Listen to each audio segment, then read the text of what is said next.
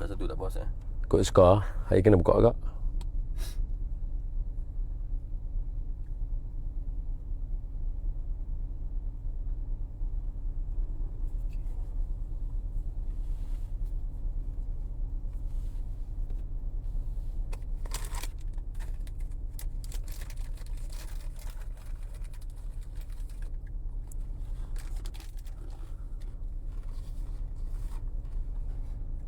Terus apa masuk ni?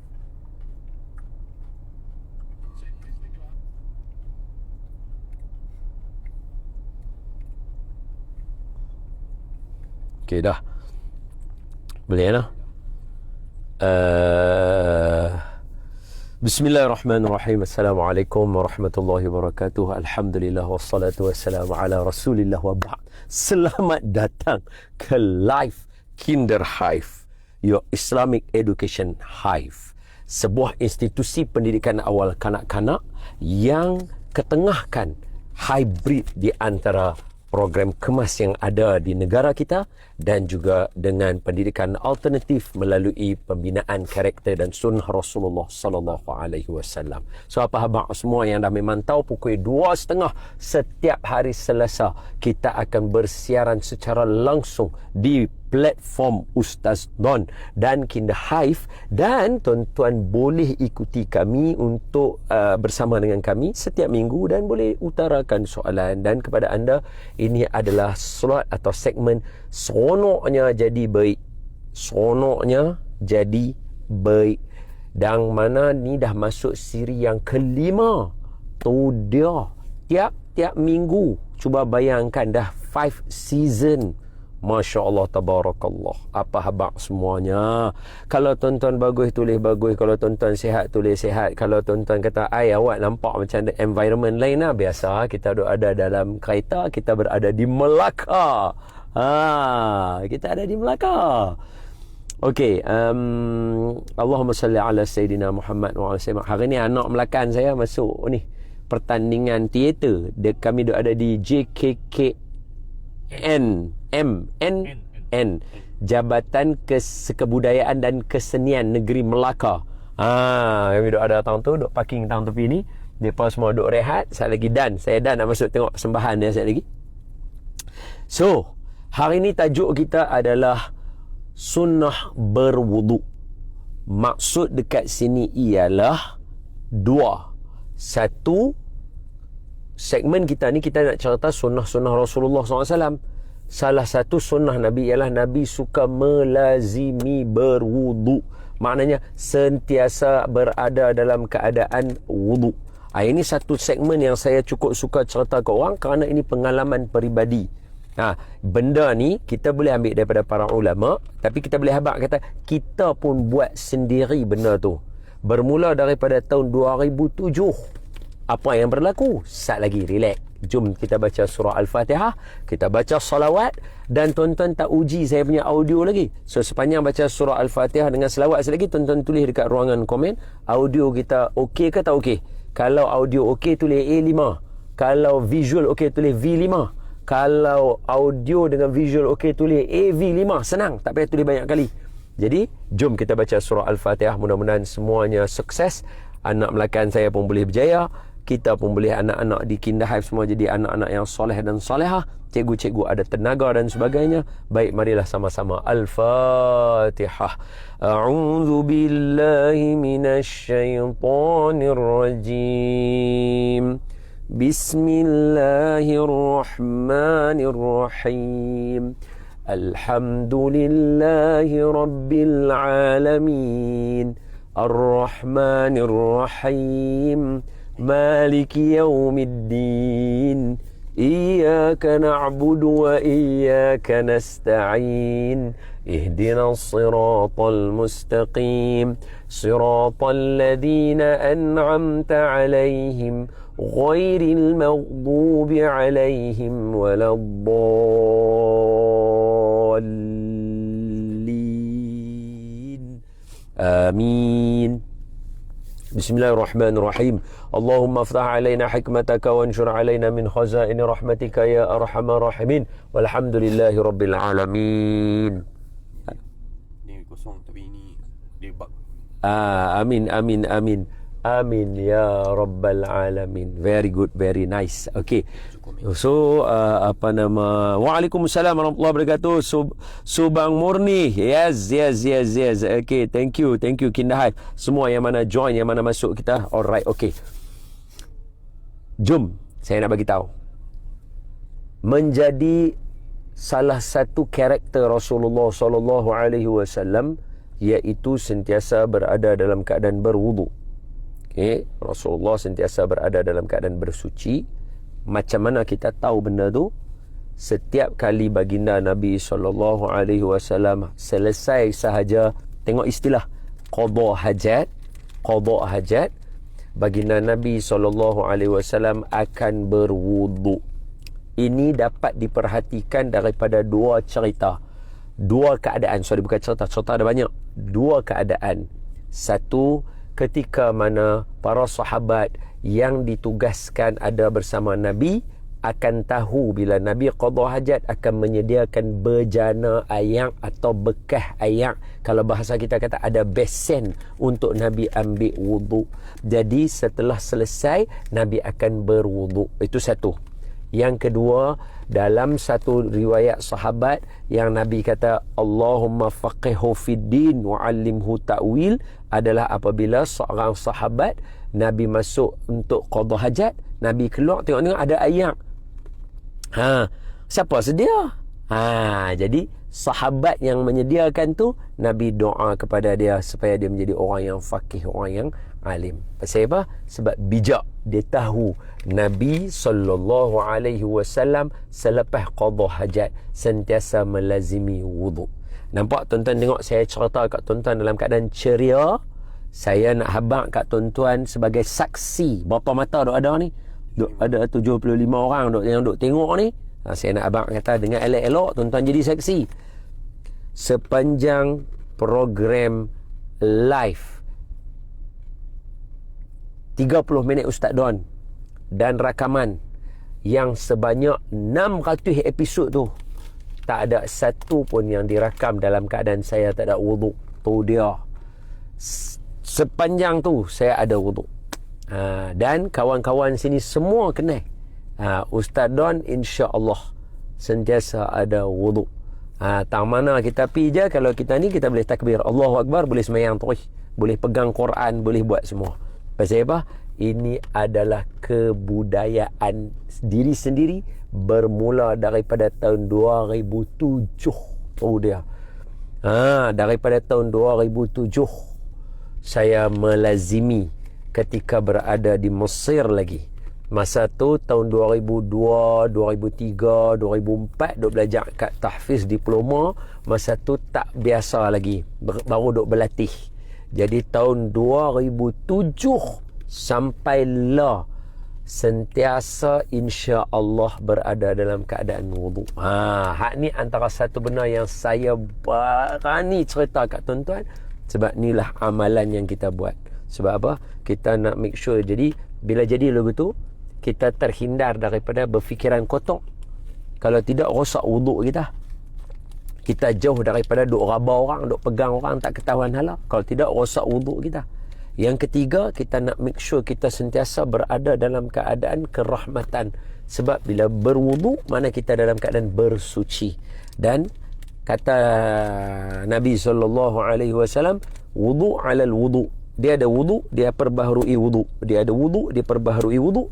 Itu seperti mendapatkan bidadari di akhirat esok. So, insya-Allah ini adalah satu topik yang saya seronok nak cerita dekat tuan-tuan, kerana dia adalah satu amalan yang memang saya buat daripada tahun 2007. Asal kentut dia ambil wuduk lain. Asal keluar toilet je mesti ambil wuduk. Pilih tang mana pun. Dan sepanjang saya ceramah daripada awal sampai lah, tak pernah lagi ceramah dalam keadaan tak ada wuduk. Tak pernah sekali. Sama ada di masjid, di surau, korporat, pakai kot, pakai baju biasa, pakai apa, semua dalam keadaan berwuduk. Tu. Hak ni yang saya berani nak cerita kat tuan-tuan. Bukan apa.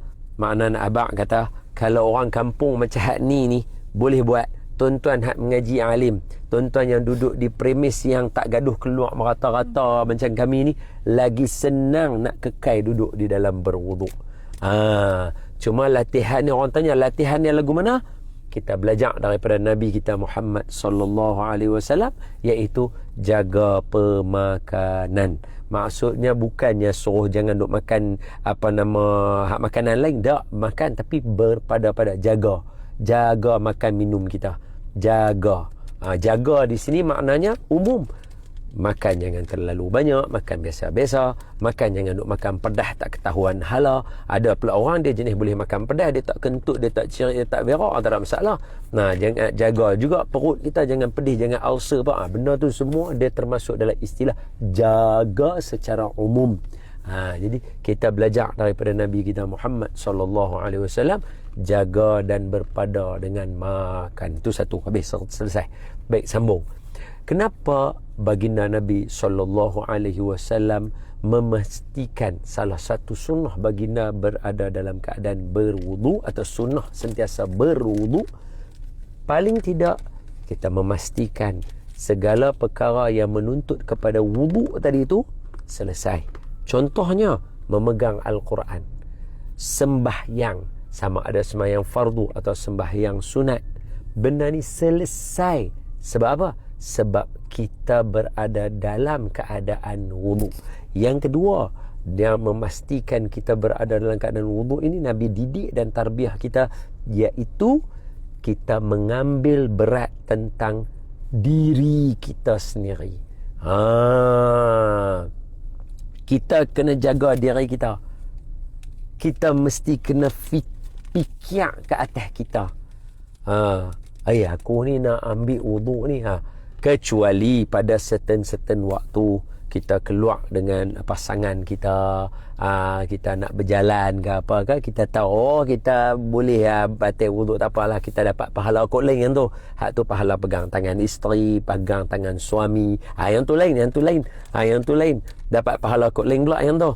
Ni kalau kita secara individu, pergi pejabat takkan nak pegang kawan-kawan lelaki, bukan batal wuduk dia, no? Kita nak pergi buat kerja. Jadi boleh katakan, orang kata apa, insya-Allah perkara ini membuatkan kita mengambil perhatian dan menjaga diri kita.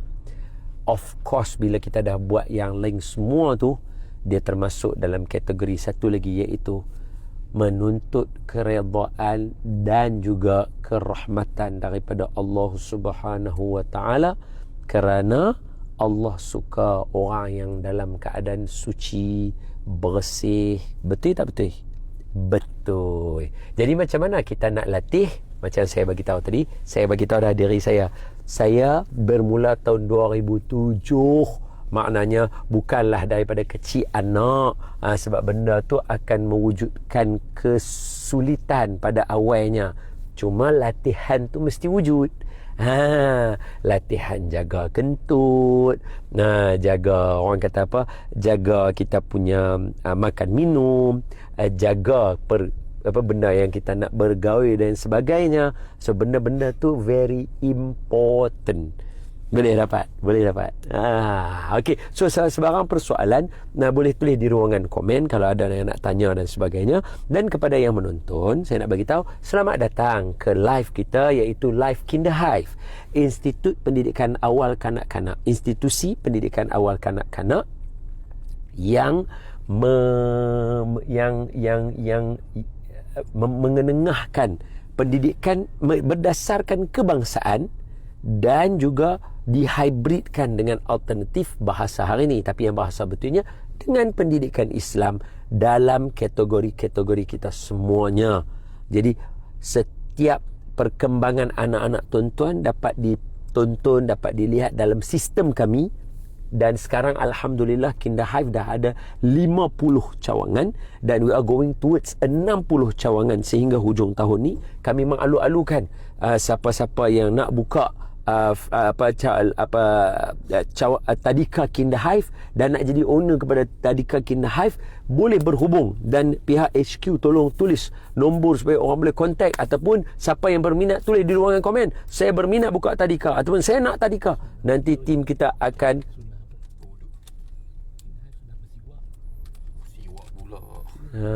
Nanti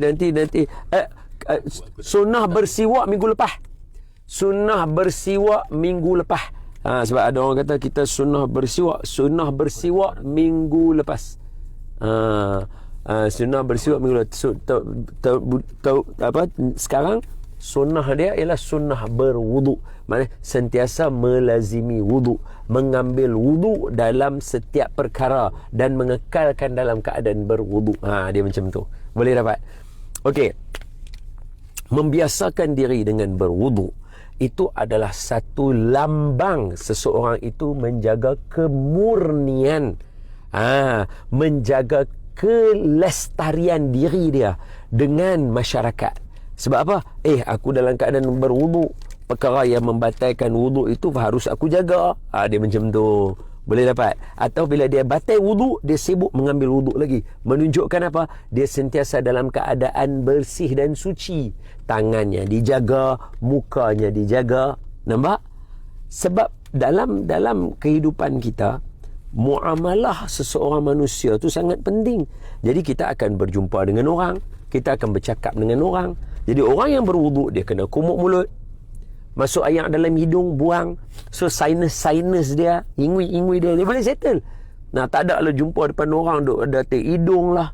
Nampak tak? Lepas tu basuh tangan sampai ke siku. Masya Allah, tabarakallah. Bukan pergelangan tangan saja, sampai ke siku. Bersih ni. Jadi bila kita jumpa orang, kita peluk pun, orang tahu, ini bersih, bagus orang ni. Masya Allah, tabarakallah. Itu tak kira lagi yang mana yang basuh tengkuk dia, yang mana basuh tengkuk dia. Macam mazhab Imam Malik kalau tak silap saya, kan basuh tengkuk tu kan bersih, masya-Allah. Itu orang yang basuh dengan wuduk sampai ke kepala. Dia basuh kepala dia semuanya rup lagu tu. Masya-Allah, cergas dia jadi. Begitu. Dan di Kindah Hive, untuk pengetahuan ibu-ibu, ayah-ayah, abang-abang, kakak-kakak yang mana tengok, kita melatih anak-anak kita untuk mendirikan solat. Kita melatih mereka, menggalakkan mereka ucapan salawat, ucapan takbir, tahmid, tasbih, semua kita guna dalam penggunaan kita seharian. Of course doa makan, of course doa tidur, doa belajar, semua itu kita lazimkan mereka. Cuma di peringkat anak-anak, kita tak lazimkan mereka dengan berwudu. Kita yang parent, kita yang dewasa, teacher, kita ni lah yang kena melazimkan diri kita berwudu. Sebab kita nak mengajak anak-anak murid kita. Masa dulu 2 tahun saya jadi lecturer, tak pernah saya masuk dalam kelas saya dalam keadaan saya tak ada wudu. Ini saya berani memberi pengakuan. Sentiasa saya masuk kelas dalam keadaan berwudu. Memang nak memastikan, tambah-tambah untuk orang yang lemah macam saya memerlukan rahmat Allah. Saya memerlukan kasih sayang Allah. Saya memerlukan pandangan Allah ke atas diri saya. Untuk saya mengajak anak murid, fluent percakapan saya, supaya rahmat Allah berada bersama dengan saya. Dan banyak ganjaran-ganjaran yang kita boleh pelajari. Kalau saya boleh highlightkan dekat tuan-tuan, beberapa kandungan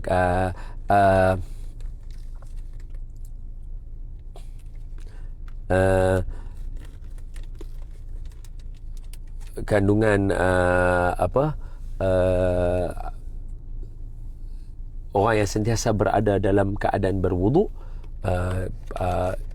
sebagai sokongan dan dokongan kepada orang yang tengok kita punya ni. Tolong tengok Ustaz Syarul, ada kawan tanya soalan apa-apa? Baik. So kita bersiaran di platform banyak kan? Kita bersiaran di dua platform kan? Betul kan? Dia bukan satu platform. Baik, Allahumma salli ala Sayyidina Muhammad wa ala ali Sayyidina Muhammad. Yang pertama, orang yang berwudu dan mengambil wudu dalam kehidupannya, iaitu tajuk dia sunnah berwudu. Okey? Bukannya sunat dalam wudu. Itu bukan dia, itu bukan tajuk dia. Sebab minggu lepas sunnah bersiwak. Sebelum tu sunnah bukan senyum ataupun sunnah sebelum tu Allahumma salli ala Sayyidina Muhammad kita ada sunnah-sunnah dia. Jadi hari ni sunnah berwudu maksudnya sunnah Nabi berada dalam keadaan berwudu atau sunnah Nabi sentiasa mengambil wudu dan memperbaharui wudu. Boleh dapat lah. Kan betul kan? Saya ingat insya-Allah. So nombor 1, apakah janji Allah? Dia duduk dalam ayat yang umum dalam Al-Quran. Innallaha yuhibbut tawwabin wa yuhibbul mutatahhirin. Allah mencintai, innallaha yuhibbut tawwabin. Allah suka orang yang bertaubat dan Allah suka orang yang bersuci dalam keadaan suci. Mana mendapat kasih sayang dan kesukaan Allah. Okey. Ngam, cantik. Yang kedua, Allah Subhanahu wa taala dalam hadis Nabi, sesungguhnya umatku akan dipanggil pada hari kiamat. Maksudnya Nabi akan nak tengok dengan wajah-wajah mereka yang bercahaya hasil daripada kesan mereka berwudu. Nama dia ghurral muhajjalin, iaitu lebih kita berwudu. Kawasan kita lebih berwudu. Badan dia akan bercahaya. Jadi bila kita sentiasa dalam keadaan berwudu, kalau pagi tadi kita wudu sekerat, kemudian kita ada ample time, kita boleh bagi wudu, kita lajak bersih, maknanya kita memastikan kita sentiasa mencapai ghurral muhajjalin tu, cahaya bagi orang yang berwudu itu very good. Sebab apa? Nabi akan kenai umat Nabi. Dalam hadis yang lain, Nabi SAW akan kenai umat baginda dengan mengetahui kesan berwudu dan lebihan wudu yang dibasuh oleh umat Nabi Muhammad sallallahu alaihi wa ala alihi wasahbihi wa baraka wasallam. Yang ketiga, ni paling important sekali. Selepas dah dapat tadi, dah mengikut sunnah Nabi dah semua, yang nombor 3 ni very important. Apa dia? Dalam satu hadis Nabi sallallahu alaihi wa ala alihi wasahbihi wa baraka wasallam, Nabi sebut, idza tawadda'al 'abdul muslim, apabila seorang hamba muslim itu berwudu. Makna bahasa kita, bila satu orang dia ambil wudu. Bila satu orang dia ambil wudu, apa akan berlaku dekat dia? Kharajat khatayahu min jasadih, maka akan keluarlah dosa-dosa daripada anggota badan dia. Makna bila dia basuh muka, dosa yang berlaku pada muka, iaitu mata, hidung, mulut, akan gugur dia. Bila dia ambil wudu di tangannya, maka dosa-dosa yang dilakukan oleh tangan dia akan gugur bersama dengan air wudu yang dia ambil tadi tu. Tangan kiri dia akan gugur dosa-dosa tangan kiri dia. Kepala dia akan gugur segala dosa yang dilakukan oleh kepala dia, memikirkan benda yang bukan-bukan, duk imagine yang bukan-bukan. Kemudian kaki dia duk berjalan ke tempat yang bukan-bukan, maka dengan berwudu tadi tu membuatkan dosa-dosa tu keluar. Jadi sekerap orang itu berwudu, sebanyak itu jugalah dia menghapuskan dosa, membersihkan diri dia daripada dosa. Apa abang semua? Apa soalan dia? Berapa modal nak buka cawangan Kedah Hive? Alright, berapa modal nak buka? Daripada Umi. Mana Umi? West. Tulisan Arab dah. Tulisan Arab kena buka cermata. Umi tu bukan tu eja apa tu? Umi Saifuddin. Umi Saiful Adian. Umi Saiful Adian. Umi, untuk buka cawangan, untuk lisensi saja kita ada lebih kurang dalam 65,000 lagu tu. Tapi benda tu semua negotiable. Yes, of course. So kita dah buka 50 cawangan dah sekarang Kak Umi. Jadi benda tu boleh dinegosiasi. Jadi kepada tim HQ, tolong tag Kak Umi untuk bantu, sebab dia ada proses renovation dan dia mesti kena ada proses license. So benda tu semua mesti kena berlaku. Sebab apa? Sebab kalau tidak nanti standard tadika kita tak sama. Sedangkan kita ada pattern pattern yang telah dipatternkan. Kita ada kita punya feature wall, kita ada kita punya lampu yang berbentuk macam sarang lebah. Kita ada color kita, baju seragam kakak akan dapat, bag-bag, pakaian anak-anak kita. Yes, of course. Dan standard bilik kita. Untuk pengetahuan semua, bilik darjah kita, darjah tak boleh, dia bilik tadika kita. Bilik tadika kita, dia dipisahkan dengan, dia ada kaca dia. Dia maksudnya dia tak ada bilik yang tutup-tutup, hanya pintu je yang buka. Tak. Maknanya antara dua ni ada macam ni. Jadi kita boleh tengok kelas sebelah belajar, kelas sebelah boleh tengok kita. Seolah-olah bahasanya untuk Kinder Hive, dia tak ada ruang untuk sembunyi atau tertutup, yang menyebabkan CCTV tak dapat, sebab nak make sure anak-anak yang ada di Kinder Hive selamat. That's why kena gunakan kita punya nasihat dan advice. Boleh dapat? Ada soalan lagi? Belum. Ada yang bagi salam je. Waalaikumsalam warahmatullahi wabarakatuh. Kepada siapa yang bagi salam, terima kasih kepada semua yang masuk. Kita berbaki lagi 4 minit sebelum kita melabuhkan tirai kita hari ini dengan tajuk kita Sunnah Berwuduk, live daripada Melaka, Jabatan Kebudayaan dan Kesenian Negeri Melaka. Kerana saat ini kita nak masuk, saya nak tengok teater yang dilakukan oleh anak-anak, insya-Allah, sebagai orang kata pahalua kami ke apa Cami mata baru ke? Lama dah Cami mata ni. Cami mata ni lama dah. Cami mata ni lama dah.